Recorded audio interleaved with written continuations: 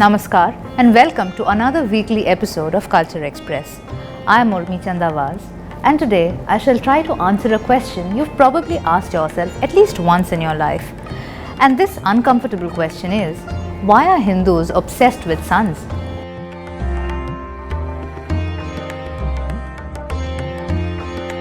Let's tackle the more obvious reasons first. Patriarchy. Patriarchy has been the norm of most cultures from a very early period. And often the unfortunate corollary of patriarchy is misogyny. In India, it manifests in the ugly crimes of female feticide and infanticide, unequal education and work opportunities, dowry deaths, the list goes on. Things may seem different in the urban setting, but the large truth remains that girls are seen as liabilities, bad investments with low returns. What's the point, they say, of spending too much on a girl who won't be around to take care of parents in their old age? A son, on the other hand, will hopefully earn and be around for his parents till the end. Then there is that terrible tradition of dowry. The bride's parents are expected to pay huge sums of money to the groom during a wedding, since he will now be providing for her for the rest of her life. And these demands tend to not stop after the wedding. The next big reason why girl children are unwanted is that of lineage, and this brings me to the main point of this episode. The following reason behind the Hindu obsession with sons is one not many of you may know. When a girl is married off, she takes on her husband's name and assumes his gotra. A gotra is a clan name and refers to people who are descendants in an unbroken male line from a common male ancestor. So basically, once your girl is married, your connection to your ancestors is cut off. Why does it matter, you ask? It matters because in the Hindu scheme of things, there are these fundamental debts each person must try to pay back for a successful life. The concept of these three debts or rinas occurs in the Taittiriya Samhita of the Krishna Yajurveda. Later texts add more debts to the list, but we shall examine only the first three here. These three rinas are Pitri Rin, Dev Rin and Rishi Rin. Pitri Rin refers to our debt towards our parents who raise us. Dev Rin refers to our debt towards the gods who provide for us. And Rishi Rin refers to our debt towards our teachers and sages who teach us.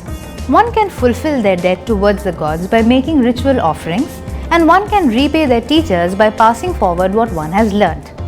But it is the Pitri Rin that is slightly tricky. On the face of it, you can repay your parental debt by taking care of them in their old age. But the Pitri Rin extends to your ancestors too, because your parents who brought you up were raised by their parents who brought them up, and so on.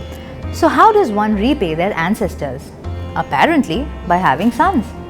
We will now have to look into the matter of death to understand the matter of birth. You're probably familiar with the Hindu ideas of rebirth and liberation. Having sons is related to both these concepts. Indeed, going by the Manu Smriti, a son helps a father escape the hell called Putra, and hence he is called the Putra. The Garuda Puran even goes so far as to say that there is no salvation for a man without a son, and he can never attain heaven without a son. Most Dharma Shastras, Griha Sutras and Puranas deem a son important in the performance of the Antyeshti or last rites. The performance of the Shraddha ritual is to ensure that our deceased parents become Pitris or semi-divine beings and not wander around as ghostly pretas on earth. But that's just half the job done. A son must perform a Shraddha not just once after the parent's death, but repeatedly to keep his ancestors satiated. And where are these ancestors? Our deceased forefathers apparently reside in a place called the Pitruloka. There are descriptions of many kinds of Pitrus, but what concerns us is that at least 3 generations of our ancestors reside there, waiting for our offerings. Which is why Pindadan or rice ball offerings are always made to one's deceased father, grandfather and great-grandfather. And the greatest so-called offering one can make is by having a male child. This gives those souls in transit an opportunity to be born again in the same family or move on to the anonymous ranks of the Pitris.